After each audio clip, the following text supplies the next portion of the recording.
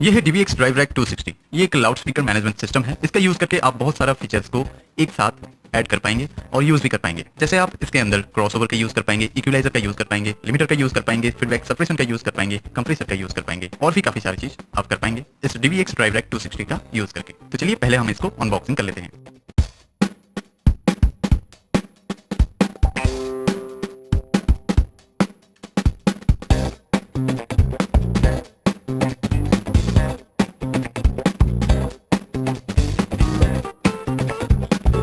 Drive rack 260 में हमें मिलता है compressor, graphic equaliser, parametric equaliser, auto equaliser, limiter, delay, feedback suppression, compressor, real time analyse, RTA, automatic gain control, AGC। एक loudspeaker management system या फिर DSP को अगर हम आसान भाषा में समझने को चले तो आपका लाउड स्पीकर मैनेजमेंट सिस्टम जो है वो एक नोटबुक की तरह है। इसमें जो आप प्रीसेट रेडी करेंगे वो एक पेज की तरह है और उसके बाद जो अलग अलग चीजें हैं like crossover, equaliser, limiter, delay, feedback suppression, compressor, real time analyse, automatic gain control, ये सारी वो चीजें हैं जो आपको एक प्रीसेट में आप किस तरह से इसको सजाना चाहते हैं। जैसे आपका एक नोटबुक के एक पेज अगर आपका प्रीसेट है तो आप उस पेज में क्या क्या चीजें लिखना चाहते हैं, वैसे ही आपको एक प्रीसेट में अलग अलग चीजें आप कैसे असाइन करेंगे, क्या कुछ आप लेना चाहते हैं, क्या नहीं लेना चाहते, ये सारी चीज आप उसमें कर पाएंगे। इस DVX ड्राइव रैक 260 में हमें 2 चैनल इनपुट के लिए मिलता है और 6 चैनल आउटपुट के लिए मिलता है। एक बार इनपुट लेने के बाद 6 में से कोई भी आउटपुट को हम किसी के लिए भी असाइन कर पाएंगे। जब हम प्रीसेट तैयार कर रहे होंगे तो उस टाइम में हम असाइन भी कर सकते हैं, चाहे आप सबवूफर फ्रीक्वेंसी चाहते हो, टॉप के लिए फ्रीक्वेंसी चाहते हो या फिर लाइनर के लिए फ्रीक्वेंसी चाहते हो। इसका यूज करके आप उन सारी चीजों को असाइन कर पाएंगे। इसका यूज करने से आपका जो क्रॉसओवर का सेटिंग है वो आपका एनालॉग क्रॉसओवर से बहुत अच्छा सेटिंग बनेगा। इसमें आपको बहुत सारे फिल्टर्स भी मिल जाएंगे।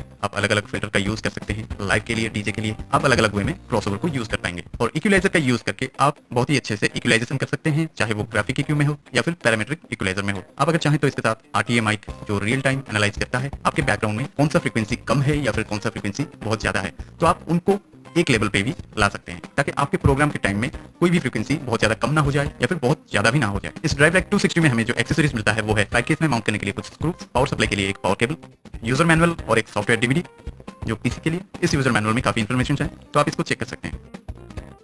इसके साथ जो एक DVD मिलता है PC ट्यूब, आप इसके सॉफ्टवेयर को किसी में इंस्टॉल करके प्रीसेट वगैरह कर सकते हैं। इसी के साथ कनेक्ट करने के लिए एक सीरियल पोर्ट केबल मिलता है। ये DVX की तरफ से ड्राइव रैक 260 है। इसमें हमें एक TFT डिस्प्ले देखने को मिलती है। जो भी सारे सेटिंग्स होंगे आप यहाँ पे देख पाएंगे। और यहाँ पे हमें देखने को मिलता है एक डेटा व्हील। इस डेटा व्हील का यूज आप प्रीसेट बनाने के लिए यूज करेंगे। और इसके साथ हमें देखने को मिलता है कुछ बटन्स जैसे crossover, equaliser, previous page, next page, IO button, phase invert करने के लिए, delay button, dynamics button, other button, RTA button, store button, utility button और प्रोग्राम बटन। और नीचे में जो मेंशन किए गए हैं, अगर आप इस बटन को प्रेस करके होल्ड करते हैं तो विजार्ड का पेज खुलेगा। अगर स्टोर बटन को आप प्रेस करके होल्ड करते हैं तो आप कोई भी प्रीसेट डिलीट कर पाएंगे। यूटिलिटी बटन का अगर आप प्रेस करके होल्ड करते हैं तो आप मीटर चेक कर पाएंगे। प्रोग्राम बटन को अगर आप प्रेस करके होल्ड करते हैं आप कॉन्फ़िगरेशन में जाके प्रीसेट को राउटिंग कर पाएंगे। और यहाँ पे हमें देखने को मिलता है इनपुट मीटर और यहाँ पे हमें देखने को मिलता है 6 चैनल्स आउटपुट के लिए मीटर्स, जिसमें आप हर चैनल का अलग अलग मीटर्स चेक कर सकते हैं। और उस मीटर के साथ आपको एक म्यूट का बटन भी मिलता है। इसका प्रेस करके आप कोई भी पर्टिकुलर एक चैनल को म्यूट भी कर सकते हैं। तो चलिए हम इसको बैक साइड से देख लेते हैं। बैक साइड में पहले हमें देखने को मिलता है RTA माइक इनपुट। आगे किसी वीडियो में हम RTA के बारे में और भी डिटेल में जानेंगे। चैनल 1 और चैनल 2 इनपुट और एक बटन हमें देखने को मिलता है इनपुट की ग्राउंडिंग के लिए। और यहाँ पे हमें देखने को मिलता है 6 चैनल आउटपुट के लिए, चैनल 1, चैनल 2, चैनल 3, चैनल 4 और चैनल 5 और चैनल 6।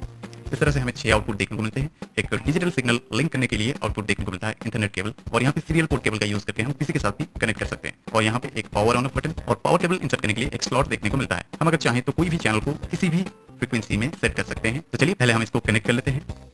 जैसे ही हम पावर स्विच ऑन करते हैं यहाँ पे लिख के आ रहा है DVX ड्राइव रैक 260 और साथ में इसका सॉफ्टवेयर का वर्जन भी लिख के आ रहा है। और जैसे ही ये रेडी होता है, जहां से स्विच ऑफ किए होंगे कोई भी प्रीसेट में, उस प्रीसेट में ये होल्ड करेगा। और इस प्रीसेट में हमें 1 के नीचे यूजर लिखा हुआ मिल रहा है। मतलब इसमें आपको 1 से लेके 25 तक यूजर प्रीसेट्स मिल जाएंगे, जिसको आप अगर चाहें तो चेंज या फिर मॉडिफाई कर सकते हैं। और 26 से लेके आपको 50 तक फैक्ट्री प्रीसेट्स मिल जाएंगे। अगर आपके पास वो सिस्टम्स हैं, आप चाहें तो वो प्रीसेट भी यूज कर सकते हैं। अगर आप फैक्ट्री प्रीसेट में कुछ चेंजेस करना चाहते हैं तो आपका वो यूजर प्रीसेट में आके सेव होगा। फैक्ट्री प्रीसेट के उस नंबर पे कोई भी चेंजेस नहीं आएगी। आपको कोई भी प्रीसेट को रन करवाने के लिए यहाँ पे दिया हुआ डेटा व्हील को प्रेस करना होगा, इससे वो वाला प्रीसेट लोड हो जाएगा। आप अगर चाहें तो इसी प्रीसेट को थोड़ा बहुत चेंजेस कर सकते हैं, लेकिन अगर आप एक नया प्रीसेट बनाना चाहते हैं तो उसके लिए आपको विजार्ड के बटन को 2 सेकंड के लिए प्रेस एंड होल्ड करना पड़ेगा। और इससे आपका एक स्क्रीन खुल के आ जाएगी जिसमें लिखा हुआ होगा ड्राइव रैक 260 विजार्ड सेटअप। उसके बाद आपको डेटा व्हील को प्रेस करना होगा एक बार और उसके बाद ये EQ सेटअप में आ गया है। यहाँ पे आपको ग्राफिक इक्वलाइजर और पैरामेट्रिक इक्वलाइजर सिलेक्शन करने के लिए मिल जाएंगे। जो भी EQ लेना चाहते हैं वो आप ले सकते हैं। और EQ इफेक्ट लेने के बाद आपको नेक्स्ट पेज पे एक बार क्लिक करना पड़ेगा। नेक्स्ट पेज बटन को एक बार क्लिक करने के बाद यहाँ पे इंसर्ट सेटअप के लिए मांग रहा है। इंसर्ट सेटअप में आप क्या लेना चाहते हैं ले सकते हैं, जैसे यहाँ पे अलग अलग इफेक्ट्स आपको देखने में मिलेंगे। तो यहाँ पे हमने वेयर चूज कर लिया है। उसके बाद आपको नेक्स्ट पेज बटन पे क्लिक करना होगा। यहाँ पे इंसर्ट टू सेटअप के लिए मांग रहा है, यहाँ पे भी हम वेयर चूज कर लेते हैं। फिर से आपको नेक्स्ट पेज बटन पे क्लिक करना होगा और यहाँ पे आपका मेन स्पीकर कौन सा है, कौन सा ब्रांड का है ये पूछ रहा है। इसमें ज्यादातर JBL, QSC, PV, Yamaha इसके प्रीसेट्स आपको देखने में मिलेंगे, लेकिन इनमें से अगर आपके पास कोई भी ब्रांड का स्पीकर नहीं है तो आप कस्टम चूज करेंगे, ना कि इन ब्रांड्स का। क्योंकि अगर आप एक बड़े ब्रांड का प्रीसेट को लेते हैं, हो सकता है आपके पास एक छोटा ब्रांड का स्पीकर होगा जो उस फ्रीक्वेंसी रेंज में चलने लायक नहीं होगा, तब आपके स्पीकर में प्रॉब्लम आ सकती है। तो बेटर है आप इसके लिए कस्टम चूज करें। कस्टम में जाने के बाद आपको बाय एम्प और पैसिव का भी ऑप्शन मिलेगा। सो हम इसको पैसिव में ले लेते हैं और नेक्स्ट पेज का बटन को क्लिक करते हैं और यहाँ पे ये हमें हमारा सबवूफर स्पीकर कौन से ब्रांड का है ये पूछ रहा है। अगर हमारे पास इनमें से कोई भी ब्रांड का सबवूफर है तो हम उसका चूज कर सकते हैं, नहीं तो हमें कस्टम में ही जाना पड़ेगा। और कस्टम में हमें फिर से एक ऑप्शन मिलता है, क्या हम अपना सबवूफर्स को मोनो मोड में चलाना चाहते हैं या फिर स्टीरियो मोड में चलाना चाहते हैं। तो आप जो भी मोड में चलाना चाहते हो आप उस मोड में सिलेक्शन कर सकते हैं। फिलहाल के लिए हम इसको स्टीरियो मोड में ले रहे हैं और उसके बाद हम नेक्स्ट पेज बटन क्लिक करेंगे और यहाँ पे ये हमें हमारा हाई आउटपुट के लिए कौन सा एम्प हम यूज कर रहे हैं वो पूछ रहा है। अगर आपके पास इस लिस्ट में दिए गए कोई भी एम्प्स है तो आप उसका चूज कर सकते हैं, नहीं तो आपको कस्टम में ही जाना पड़ेगा। और कस्टम चूज करने के बाद हमें नेक्स्ट पेज बटन को क्लिक करना होगा और अब ये हमें अपना लो एम्पलीफायर मांग रहा है कि आप कौन सा लो एम्पलीफायर यूज कर रहे हैं। अगर आपके पास इनमें से कोई भी ब्रांड का एम्पलीफायर है उसको चूज कर सकते हैं या फिर आपको कस्टम ही चूज करना पड़ेगा। और देन हम नेक्स्ट पेज बटन का क्लिक करेंगे और नेक्स्ट पेज बटन का क्लिक करने के बाद आउटपुट रूटिंग के लिए ये ऑप्शंस दे रहा है। जैसे आप नीचे में देख सकते हैं LH, RH, LSub, RSub और चैनल 5-6 का भी हम यूज कर सकते हैं, लेकिन हमें स्टेप 2 में हम फिर से राउटिंग करके कर पाएंगे। ये जो प्रीसेट सेव हो रहा है इसको आप चेंज भी कर सकते हैं आगे चल के। आप अगर चाहें तो इनका ऑर्डर को आगे पीछे भी कर सकते हैं। तो इसके बाद हमें नेक्स्ट पेज बटन पे फिर से क्लिक करना होगा और यहाँ पे लिख के आ रहा है लोड न्यू प्रोग्राम। अब हमें डेटा व्हील को एक बार प्रेस करना होगा। तो फाइनली ये लोड हो चुका है। सो यहाँ पे हमें ये शो कर रहा है हमने इनपुट में ग्राफिक इक्वलाइजर लिया हुआ है और इनपुट में डिले लिया हुआ है और क्रॉसओवर में हमने 2 इनपुट 4 आउटपुट लिया हुआ है,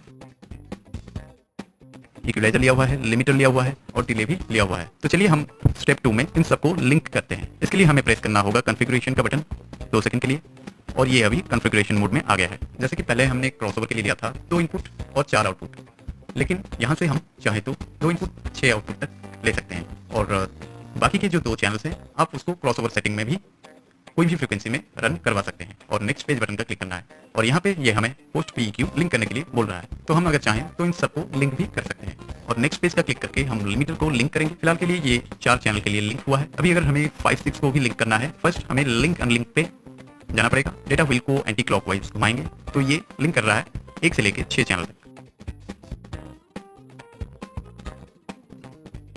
अब नेक्स्ट पेज बटन का क्लिक करते ही हमारे पास डिले के लिए आ रहा है। यहाँ पे डिले पहले 4 चैनल के लिए लिंक है। अगर आप चाहते हैं हर वो चैनल के लिए डिले इफेक्ट लाना तो आपको लिंक एंड लिंक पे जाना पड़ेगा। हर वो चैनल को डिले के साथ लिंक कर सकते हैं। यहाँ से लिंक करने से कोई फर्क नहीं पड़ता क्योंकि बाद में आपको ये सारे इफेक्ट्स को ऑन करना पड़ता है। ये स्टेप 2 है, इसमें हम सिर्फ लिंक कर रहे हैं, लेकिन ऑन ऑफ हम स्टेप 3 में करेंगे। यहाँ पे आउटपुट चैनल की रूट के लिए मांग रहा है और देन नेक्स्ट पेज बटन का क्लिक करेंगे। कॉन्फ़िगरेशन डन करके लिख के आ रहा है। डेटा व्हील को हम प्रेस करेंगे इस प्रीसेट को लोड करने के लिए।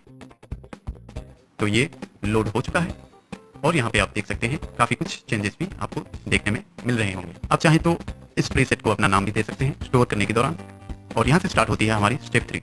स्टेप 3 में हमें पहले स्पीकर मैनेजमेंट करना पड़ेगा। इसके लिए हमें क्रॉसओवर में जाना है। क्रॉसओवर में जाते ही हमें यहाँ पे शो कर रहा है चैनल 1 और 2। यहाँ से अगर आप जॉग व्हील को एंटी क्लॉकवाइज घुमाते हैं तो हाई फ्रीक्वेंसी को आप कम कर सकते हैं। अगर नेक्स्ट पेज बटन का क्लिक करने के बाद अगर इसको क्लॉकवाइज घुमाते हैं तो आप इसमें से लो फ्रीक्वेंसी को कट कर सकते हैं। जैसे कि ये 2 चैनल में हम टॉप का यूज कर रहे हैं और टॉप की आमतौर से जो फ्रीक्वेंसी रेंज होती है वो है 62 हर्ट्ज से लेकर 20 किलोहर्ट्ज तक। देन आपको इसका स्लोप को चूज करना पड़ेगा। आप इसके लिए कौन सा स्लोप रखना चाहते हैं। स्लोप एक्चुअली अलग अलग फिल्टर्स हैं, Besant slope, Butterworth slope, link with rally filter, अलग अलग dB माइनस करके। यहाँ पे आप देख सकते होंगे जैसे ही हम फिल्टर्स को चेंज करते हैं इसके स्टार्ट पॉइंट में स्लोप का डायग्राम है, उसमें भी चेंजेस देखने को मिल रहा है। और नेक्स्ट पेज का बटन का क्लिक करने के बाद हमें यहाँ पे देखने को मिलता है उन दोनों चैनल का गेन को हम कहाँ पर रखना चाहते हैं। आपको गेन नॉब जहाँ पे सेट करना है वहाँ पे सेट कर सकते हैं। यूनिटी गेन 0 dB पे होता है। और जैसे ही हम नेक्स्ट पेज बटन का क्लिक करते हैं यहाँ पे चैनल 3 और 4 के लिए क्रॉसओवर सेटिंग निकल के आ गया है। यहाँ से अगर हम डेटा व्हील को एंटी क्लॉकवाइज घुमाते हैं तो इसमें से हाई फ्रीक्वेंसी को ये कम करना स्टार्ट कर देता है। तो सबवूफर के लिए हम 99 हर्ट्ज का सिलेक्शन कर लेते हैं और नेक्स्ट हमें इसका स्लोप लेना होगा फिल्टर। और फिल्टर में हम इसके लिए चूज करने वाले हैं LR24, यहाँ पे रखेंगे। और नेक्स्ट पेज बटन का क्लिक करने से आप लो फ्रीक्वेंसी का जो लो पार्ट है उसमें से कुछ फ्रीक्वेंसीज कम कर सकते हैं। आप अगर चाहें तो इसको आउट भी रख सकते हैं, लेकिन हमारा जो सबवूफर होता है 20 किलोहर्ट्ज से जो नीचे का जो फ्रीक्वेंसीज है उनको कैच नहीं कर पाता है। तो आप अगर चाहें तो इसको 21, 22, 23, 24 यहाँ से आप इसको स्टार्ट करवा सकते हैं। और नेक्स्ट हमें इसका स्लोप लेना पड़ेगा और यहाँ पे स्लोप में हम फिल्टर चूज कर लेते हैं LR24 और नेक्स्ट पेज बटन का क्लिक करेंगे तो हमें गेन का नॉब शो कर रहा है। हम सबवूफर का गेन कहाँ पे रखना चाहते हैं वहाँ पर हम इसको सेट कर सकते हैं। हम इसको फिलहाल 0 dB पर रखेंगे जो यूनिटी गेन है। और नेक्स्ट हमें 5-6 के लिए फ्रीक्वेंसी सेट करने के लिए बोल रहा है। अगर हम 5-6 में लाइनरी यूज कर रहे हैं तो हाई पार्ट हम खुला रखेंगे, आउट रखेंगे और लो पार्ट जो है उसको कट करेंगे। तो उसके लिए हमें नेक्स्ट पेज बटन का क्लिक करना है और लो पार्ट में से कट करना है और डेटा व्हील को क्लॉकवाइज घुमाने से यहाँ से ये लो फ्रीक्वेंसीज को कट कर रहा है और इसको हम 100 हर्ट्ज पे रखेंगे। और नेक्स्ट हम डेटा व्हील को क्लिक करेंगे तो हम स्लोप में आ जाएंगे। यहाँ पे हम फिल्टर ले लेते हैं LR, आप अगर चाहें तो BW24 भी ले सकते हैं। उसके बाद हम नेक्स्ट पेज बटन का क्लिक करेंगे।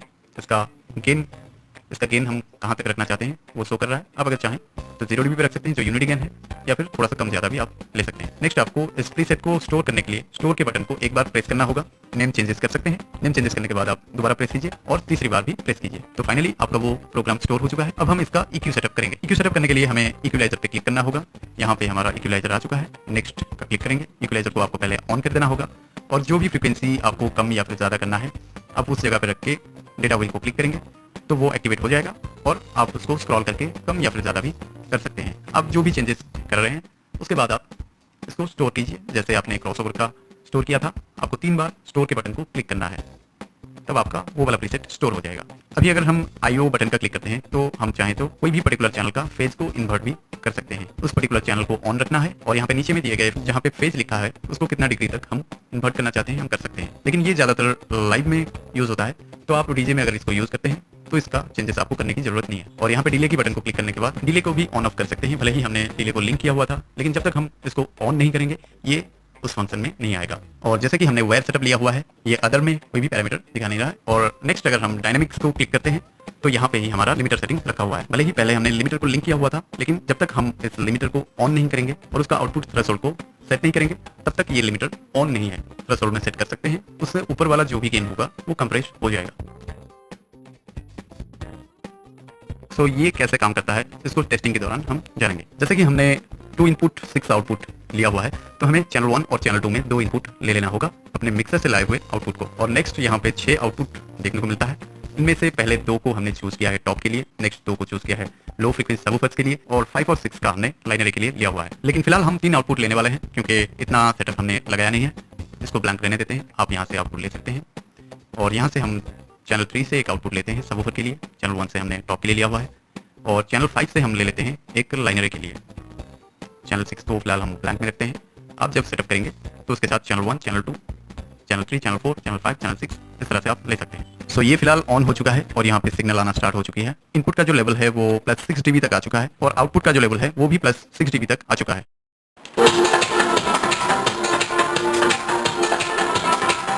इस चैनल के लिए हमने एक टॉप का यूज किया है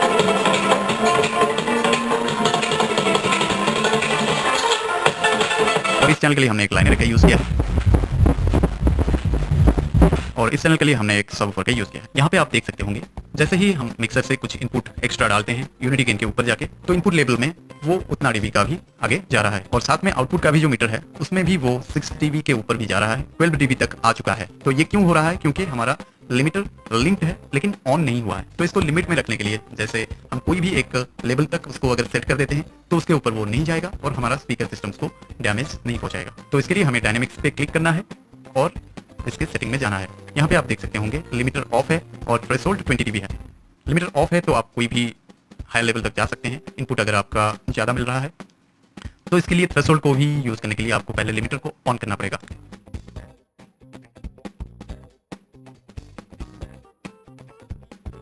हमने 0 dB पे इसको सेट किया है, तो 0 dB से ऊपर का जो भी आउटपुट लेवल है इसको वो लिमिट कर रहा है। और यहाँ पे आप देख सकते होंगे इनपुट का जो लेवल है वो 12 dB टच कर रहा है, लेकिन आउटपुट का जो लेवल है वो 0 dB तक ही जा रहा है।